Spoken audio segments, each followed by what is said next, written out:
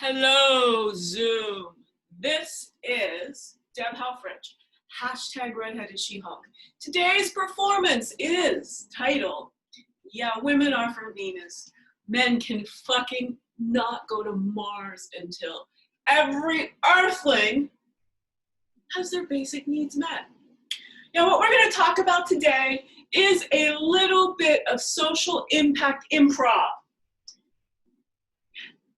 All alone in my lovely cave, I've been keeping track of Jeff Bezos and Elon Musk, playing chess with these two billionaires as I use my philosophical hypothesis of bioelectricity to think about how do we make life-centric decisions.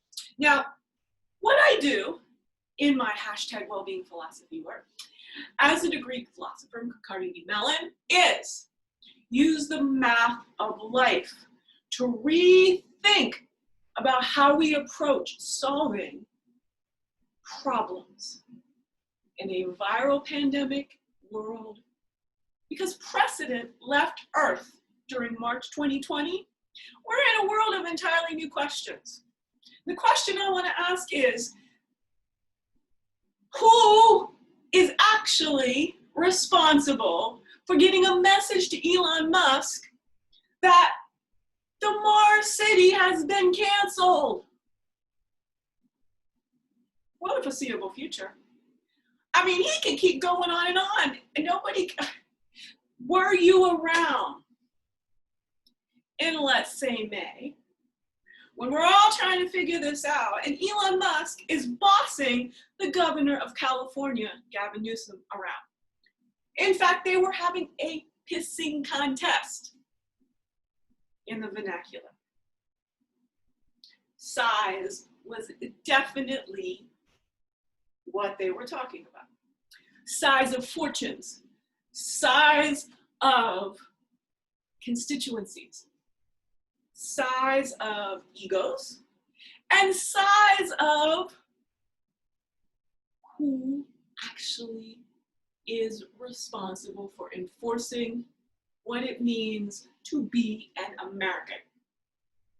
Now, here's the actual deal. There is a Tesla factory in Alameda, California. I've lived there myself. One of my back and forths between DC and SF, I ended up spending a few months in a corporate house right on the shore of Alameda. It's a little island. You probably don't know much about it. It's pretty working class. A lot of the docks in Oakland and everything. But it's really a family community. A working class family community right near San Francisco. In fact, it's the place where you can take the ferry over to the city instead of having to drive across the interminable Big Bridge. So look at,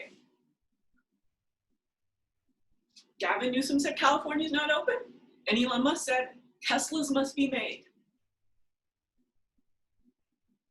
Who won? Well, Elon Musk said money always wins. He knows how to play the game of corporate consumerist capitalism to a motherfucking T.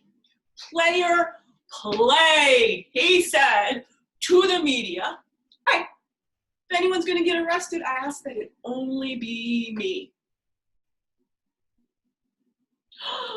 Look at this guy, he's gonna be the social activist, he's gonna get people back to work.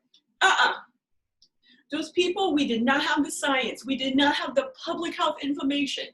I guarantee, if there are any investigative journalists left in the world, if they'd go look, we'd find people dying in the immediate families of those factory workers, forced back to the job by Elon Musk because money matters more than what the governor of the state decrees.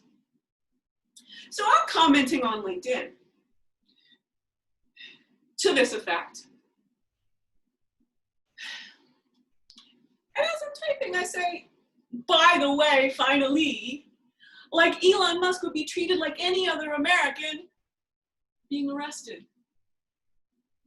Not going to be treated like any other American when he's processed. Deb says, it occurs to me, this man is not an American. Capitalist heart though he may have, Elon Musk was born in apartheid South Africa. But not just that. He was born to extreme wealth. His father owned a Zambian emerald mine. Now, Deb didn't have any kind of near anything. I don't think my father actually even owned a car. He's always financing and getting new ones. That's what happens when you work in a steel mill. You want to keep the flow of the cars so that there is demand for steel. Only, your own father can't keep the economy going. So there we go. Musk makes electric cars. My dad made the steel for the failed American auto industry. There we go. Now we got everything level set.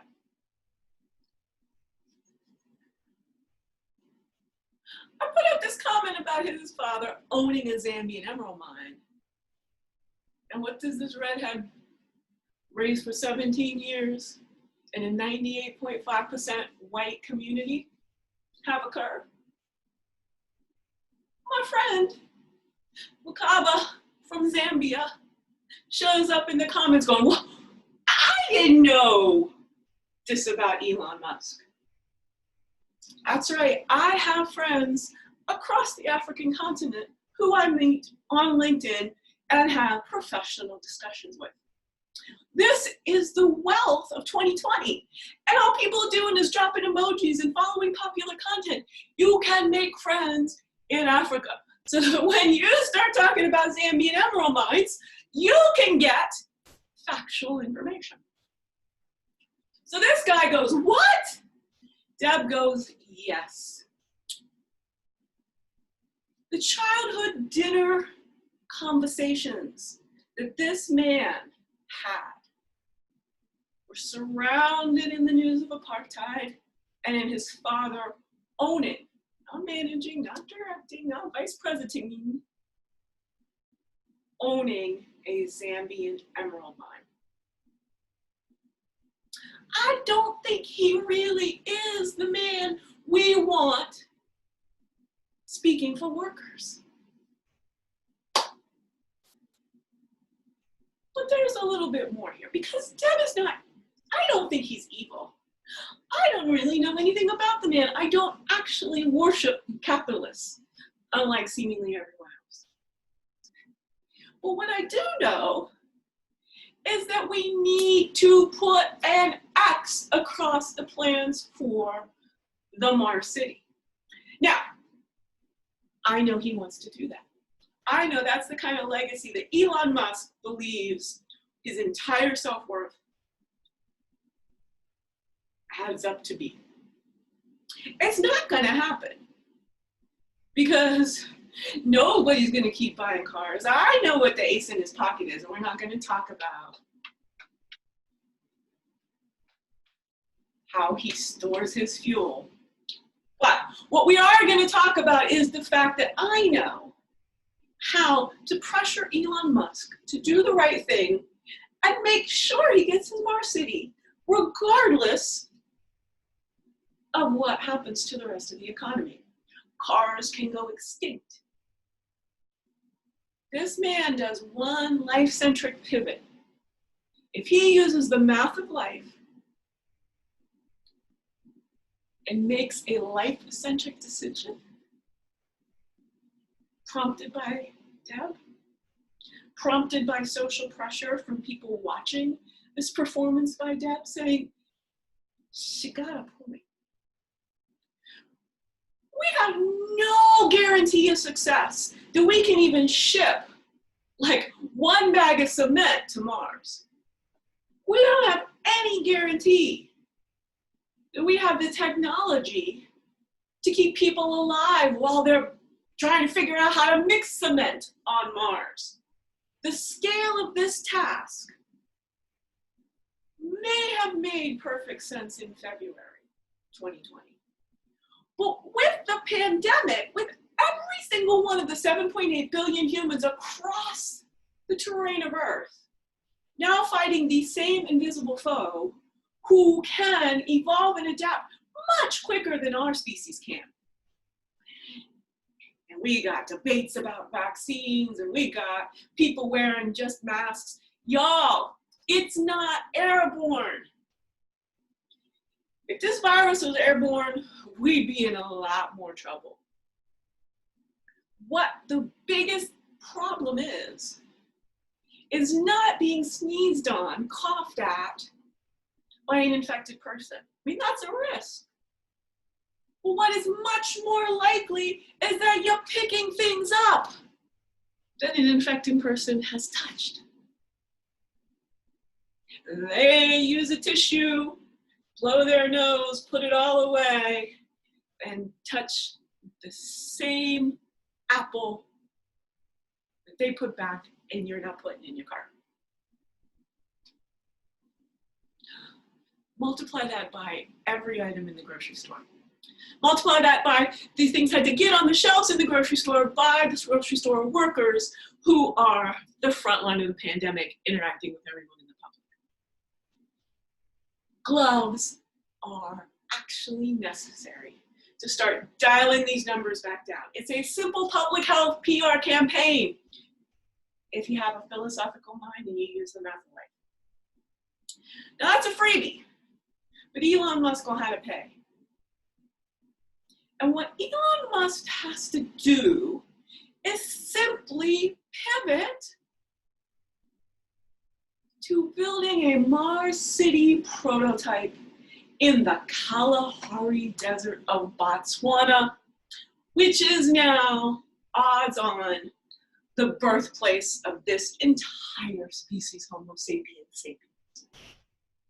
Build the Mars City in Africa right now. On the outskirts of the Sahara, if you don't actually know where the Kalahari is. If you're not familiar with the fact that Botswana is in the neighborhood of Zambia and South Africa and all the rest of the countries that are basically where Elon Musk originates from.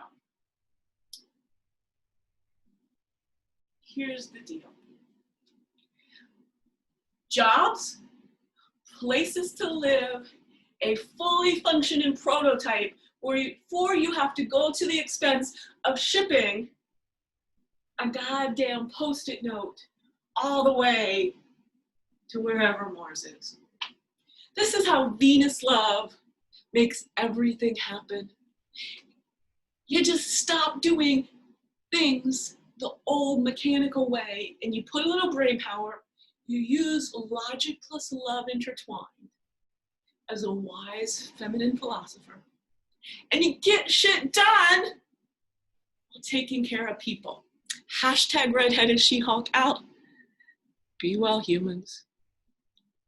Earthlings. We're gonna fix this all together.